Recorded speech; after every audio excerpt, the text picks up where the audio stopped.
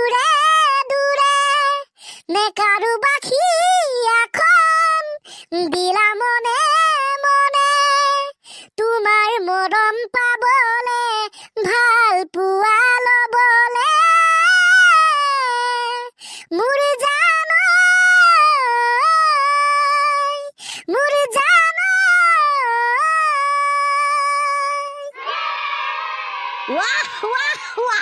আজি কিন্তু মাকা অষ্ট্ৰেলিয়া তই এটা বৰ ধুনীয়া গান গালি দেই ভাল লাগে গানটো বুজিছ না বহুত ভাল লাগে শুনিবলে গাবলে ওয়াও কি ফ্যান্টাস্টিক মজা মজা মজা মস্তি হৈছে নাইস টু মিট ইউ এহে thank you sir nice to meet you sir বাৰু বাৰু দে ঠিক আছে ও স্যাৰ ক্লাসটো আৰম্ভণিতে মই এটা টপা আঙ্কুল এজনে নিজৰ জীৱনক লৈ লিখিত কোৱা ডায়লগ কম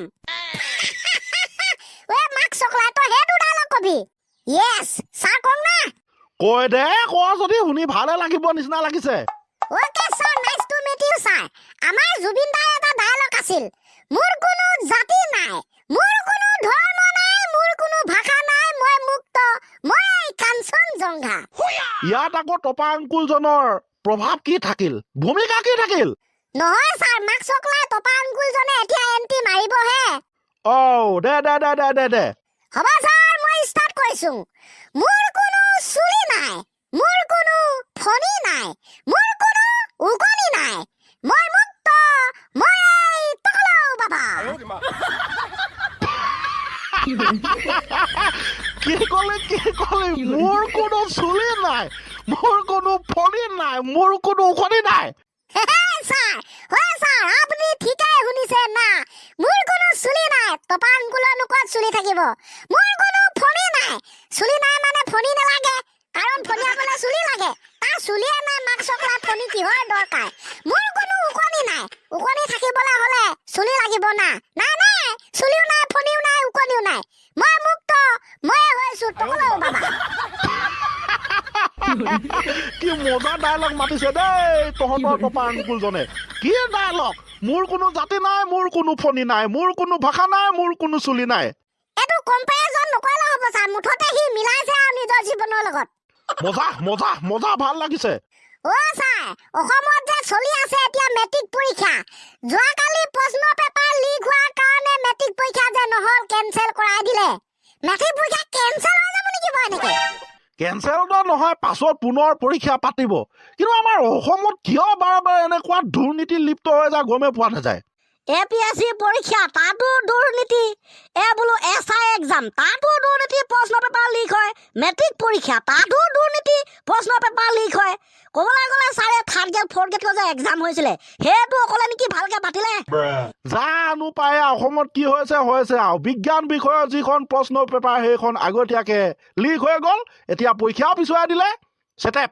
খতম বাই বাইহে হ'বলৈ বাকী আছে যিবিলাকে পঢ়িছিলে সিহঁতৰ পঢ়াখিনি মনত নাথাকিব আকৌ পঢ়িব লাগিব চেটেপ স্যাৰ যিকিটা এনেকুৱা কাম কৰিছে সেইকিটাক 10 বছৰমান মাক চকলাই জেলতে ভৰাই থৈ দিব লাগে তেনেকুৱা হ'লেতো ভালহে কিন্তু চাবি সিহঁতকেইটা এতিয়া শাস্তি নাপাব কাৰণ এইবিলাক নিশ্চয় কোনোবা ডাঙৰ মানুহে কৰিব না আমি তো কিবা ক'লেও নকলে এতিয়া উপায় নাই সেইকাৰণে মই আপোনাক এটা কৌতুককে কম বুলি ভাবিছো বহুত দিন হ'ল কৌতুক চৌতুক নুশুনা দে ক তাৰ মানে এক্সাইটমেন্টটো বাঢ়ি আছে ন স্যাৰ আপোনাৰ কয়তো শুনিবলৈ বিশেষকে ওকে স্যাৰ এদিনাখন এটা মদাহিয়ে মানে এজন মদাহিয়ে তাৰ বন্ধুবোৰৰ লগত পাৰ্টি এৰেঞ্জ কৰিলে পাৰ্টি দিব সেই মদাহিজনে আৰু ঘৰৰ পৰা এটা ছাগলী চুৰ কৰি নি লগৰ বন্ধুৰ লগত ধুনীয়াকে অগলিয়াই খালে মাই গড তাৰ পাছতে ৰাতিপুৱা নিচা চিচা শেষ হ'ল উৰিলে মদাহিজন ঘৰত পালেহি আৰু ঘৰৰ চোতালতে ছাগলীটো বান্ধি থোৱা দেখি আচৰিত হ'ল আৰু নিজৰ ঘৈণীয়েকক সুধিলে হেৰা ছাগলীটো আহিল কৰ পৰা ঘৈণীয়েকে খঙত কৈছে ছাগলীৰ কথা বাদ দিয়ক ৰাতিৰ পৰা কুকুৰটো নাই সেইটো বিচাৰকগে ছাগলী এটা মদাহীজনে লৈ গৈছিলে পাৰ্টি চাৰ্টি খাই মেলি ঘৰলৈ আহিলে যিটো ছাগলী নিছিলে সেইটো ছাগলী ৰাতিপুৱা ঘৰতে বান্ধি থোৱা আছে কিন্তু কুকুৰটো হেৰাই আছে তাৰ মানে সি মদৰ নিচাত ছাগলী নিলে নে কুকুৰ নিলে ধৰিবই নোৱাৰিলে আৰু ছাগলী বুলি গোটেই কিটা মদৰ নিচাতে কুকুৰ মাংসকে খাই দিলে Obviously right, sir. তাৰ পাছতে মদাহীজনে ঘৰৰ পাছফালে গৈ ভৰক ভৰক বমি কৰি আছেগে। আয়ো কামাই ছাগলী বুলি কুকুৰকে খালে। উপায় নাই ছাৰ, মাক চকলাই মদৰ নিচাত কি খাইছে গমেই নেপালে। বিৰাট ধুনীয়াকে খাইছিলে পাই কেইটাই ছাগলী মাংস বুলি কুকুৰ মাংসকে। সেইকাৰণে ছাৰ H.s.l.c গাইছ, আপোনালোকে আপোনাৰ বয়স কিমান তলৰ কমেণ্টত লিখিবচোন। 10 বছৰ, 20 বছৰ, 25 বছৰ, 22 বছৰ, যাৰ যিমান বয়স তলৰ কমেণ্টত লিখিব। চাওঁ কোনে কিমান সৰু, কোনে কিমান ডাঙৰ। আয়ো বোপাই, এইটো আকৌ কেনেকুৱা কথা? ইয়েছ ছাৰ, গাইছ লিখিব দেই। চাম নেক্সট ভিডিঅ'ত যাৰ আটাইতকৈ বয়স সৰু আৰু কাৰ আটাইতকৈ বয়স ডাঙৰ, মানে আমাৰ ভিডিঅ' চাই থকা সিহঁতৰ নামটো ল'ম দেই। হ'ব দে গাইছ, মাত্ৰ ইয়াৰ 1000 টকীয়া অনুৰোধ ৰক্ষা কৰি কমেণ্টত নিজৰ বয়সটো লিখি দিব বুলি আশা কৰিছো। Okay sir, thank you sir, nice to meet you sir. হ'ব দে, welcome, nice to meet you too. এতিয়া ছাৰ আপোনাক মই কম, আমাৰ দেশত আৰু অন্য বেলেগ দেশত খোৱাৰ আগত আমি আচলতে কি কৰো সেইটো অকণমান ছবিবিলাক দাঙি ধৰিম। আমাৰ দেশ অন্যৰ দেশ, মানে America, Switzerland, Japan, Netherlands, India, হয় নাই? হয় sir. Okay, let's start now. Okay sir, let's start now মানে মই ষ্টাৰ্ট কৰিছো। অন্য দেশত কিবা এটা খাদ্য খাবলৈ যোৱাৰ আগত মানুহে চাবোনেৰে নিজৰ হাতখন ভালকে ধুই লয়, তাৰ পাছতে সেই খাদ্য সেৱন কৰে। এইটো বৰ ধুনীয়া কথা। কিন্তু ছাৰ মাকচকলাই আমাৰ দেশত এটা বেলেগ ধৰণৰহে পৰিৱেশ সৃষ্টি হয়। বেলেগ ধৰণৰ ছবি এখন দেখিবলৈ পোৱা যায়।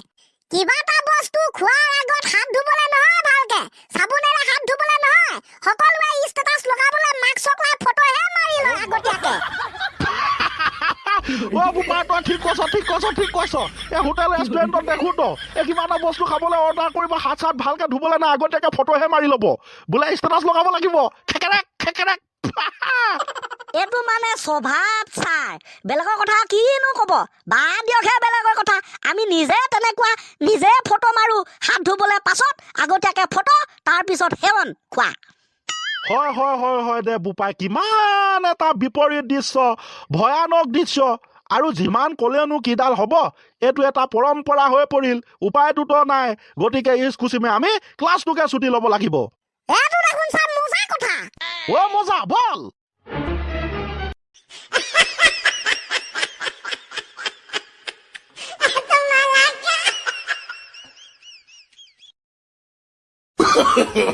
No.